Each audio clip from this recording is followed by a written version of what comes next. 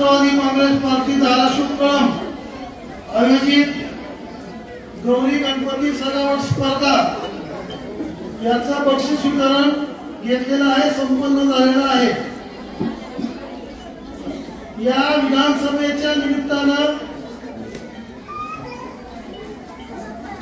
जिथं स्पर्धेमध्ये सहभागी महिलांना आणि इतर उपस्थित महिलांना कार्यक्रम झाल्यानंतर साड्या वाटप होईल, त्यानंतर खाऊचं पाकिट आणि मार्केटची बॅग हे सगळं इथून जाताना शांतपणे घेऊन जायचं आहे। तत्पूर्वी एक 15 ते 20 मिनिटाचं तिथं संबोधन होईल, जास्त उशीर होणार नाही। तर विधानसभेमध्ये यावेळेस आपल्या या उस्मानाबाद कळंबची जागा अजितदादा राष्ट्रवादीला सोडून घेण्याच्या विचारात आहेत आणि अजितदादाच्या स्वभावामुळे कामाचा धडाका बघून आम्ही सर्वांनी इथं बसलेल्या इथं त्यांच्या राष्ट्रवादी काँग्रेस पार्टीची स्थापना केली। त्यांनी अर्थमंत्री झाल्यानंतर सर्वात महत्वाची म्हणजे लाडकी बहीण योजना ही सर्व महाराष्ट्रामध्ये कार्यान्वित केली। तर इथं बसलेल्या तमाम महिलांना विनंती आहे की मी अजितदादा तुम आगे बढ़ो, तुम्ही हम तुम्हारे साथ है मोठ्यानं म्हणायचंय। त्यानंतर राष्ट्रवादी काँग्रेस पार्टीचा विजय असो असं तुम्ही म्हणायचंय आणि ज्यांनी ज्यांनी फॉर्म भरलेला आहे, जो मदत मिळालेली आहे त्या सर्वांनी हातात मुठ्ठी धरून हात वर करायचा आहे।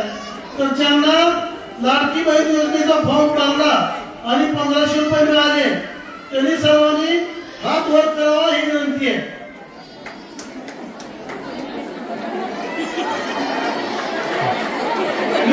अजितदादा तुम आगे बढ़ो, मोठ्याला अजितदादा तुम आगे बढ़ो, राष्ट्रवादी काँग्रेस पार्टीचा, राष्ट्रवादी काँग्रेस पार्टीचा। तर आजच्या या युगामध्ये महिला प्रत्येक ठिकाणी आघाडीवर आहेत आणि महिलांचा हा कार्यक्रम आहे। तर या सरकारनं निर्णय दिला आणि शिंदे साहेबांनी महायुतीच्या माध्यमातून सुरुवातीला एक निर्णय घेतला की आपण तुम्ही आम्ही महिला असू द्या पुरुष असू द्या जन्मभर आपण एसटीला पूर्ण तिकीट देऊन प्रवास करत होतो, परंतु या सरकारनं सर्व महिलांना अर्ध्या तिकिटावर प्रवास ज्या कोणी महिला बसमध्ये जातील त्या प्रत्येकाला अर्ध्या तिकिटाचा प्रवास ही सगळ्यात मोठी आणि चांगली योजना। त्यामुळे महिलांना प्रवास करणं सोयीचं झालं। आज लग्न असू द्या, मंदिरला जाणं असू द्या, त्यांना अर्ध्या तिकिटामध्ये जाता आलं आणि ही योजना पुढे कार्यान्वित राहण्यासाठी तुम्ही सर्व महिलांनी महायुती सोबत राहणं गरजेचं आहे। त्यानंतर आता ही जी लाडकी बहीण योजना आहे, या लाडकी बहीण योजनेमध्ये तुम्ही सगळ्यांनी फॉर्म भरले म्हणून हात वर केला काय आणि हे 1500 रुपये महिना जे दिले तर ते पुढच्या 2 महिन्याचे सुद्धा दिवाळीसाठी म्हणून 15 ऑक्टोबरच्या आत तुमच्या खात्यावर पैसे पडणार आहेत। तर अशी ही जी योजना आहे, ज्याप्रमाणे अशा या योजनेखाली महिला नोकरीला होत्या त्यांचा 600 रुपयाचा पगार 2000 झाला, त्यानंतर 5000 पर्यंत गेला। अंगणवाडी सेविका आणि अंगणवाडीमध्ये कार्य करणाऱ्या सर्व महिलांचा पगार 5000 वरून 15000 आणि 4000 वरून 10000 पर्यंत गेला। प्रत्येक क्षेत्रामध्ये महिलांना उच्च शिक्षण देण्यासाठी ज्या मुली आहेत तर मुलीला उच्च शिक्षणाची जी लाख 2 लाख रुपये फी आहे ते सुद्धा हे सरकार भरणार आहे। त्याच्यानंतर महिलांसाठी जशी लाडकी बहीण योजना आहे त्या पद्धतीने 3 सिलेंडर प्रत्येक कुटुंबाला मोफत दिले जाणार एका वर्षामध्ये। तर ह्या विविध योजनेमधून आज आपण बघतो प्रत्येक ठिकाणी महिला अग्रेसर आहेत। शाळेत असू द्या, 10वीचा जर वर्ग बघितला तर आपण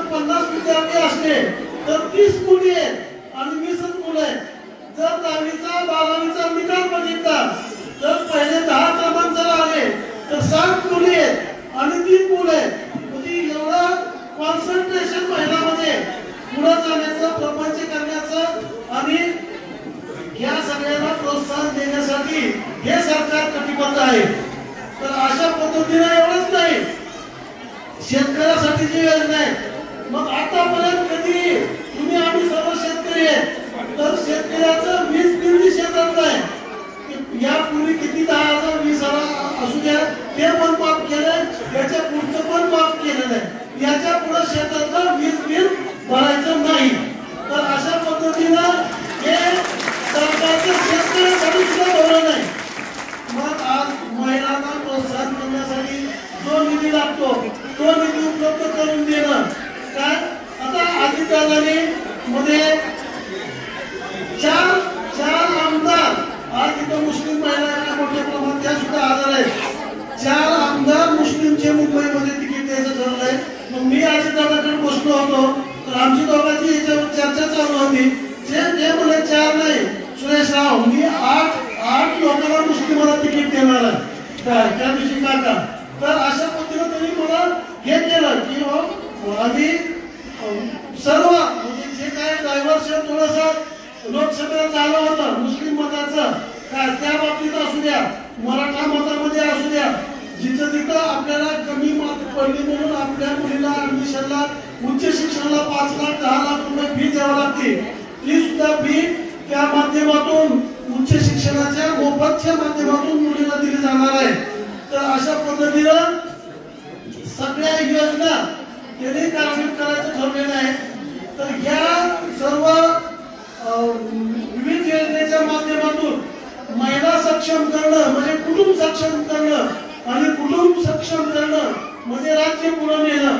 तर या सगळ्याला प्रोत्साहन देण्यासाठी येत्या विधानसभा निवडणुकीमध्ये तुमच्याकडून एकच अपेक्षा आहे किंवा या महायुतीच्या सरकारला तुम्ही जर पाठिंबा दिला तर या ज्या विविध योजना आहेत, अर्ध्या तिकिटावर महिलांचा प्रवास, महिलांना महिन्याला पगार, आणि हा पगार वाढणार आहे। आता जर 3,000 असला, पहिलं शेतकरी सन्मान योजनेमध्ये शेतकऱ्याला 3 महिन्याला 2,000 देत होते केंद्र सरकारमधून, आता महाराष्ट्र शासनाचे 2 मिळून आता 4,000 रुपये 3 महिन्याला मिळाला।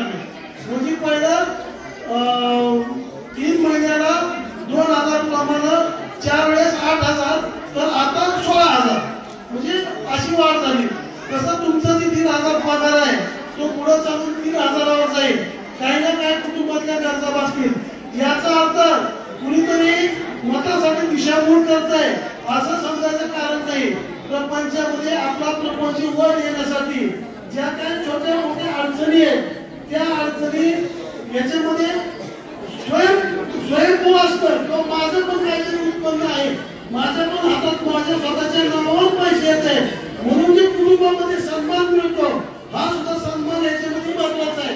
कारण हातात 4 पैसे आल्यानंतर तुमच्या पैशाची जो तुमचं कुटुंब वाट बघतंय हे खूप महत्वाचं आहे, त्याच्यामुळे तुम्हाला सन्मानाने वागवलं जात आहे।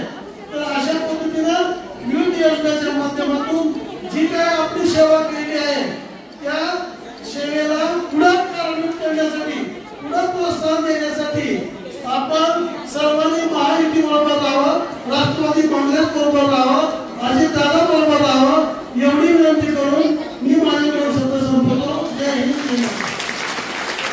दिल्ली ते दिल्लीतील राजकीय घडामोडी व बातम्या पाहण्यासाठी आजच आमच्या राजकीय कट्टा YouTube चॅनलला सबस्क्राइब करा, बेल आयकॉन प्रेस करा आणि फेसबुक पेज फॉलो आणि लाईक करा।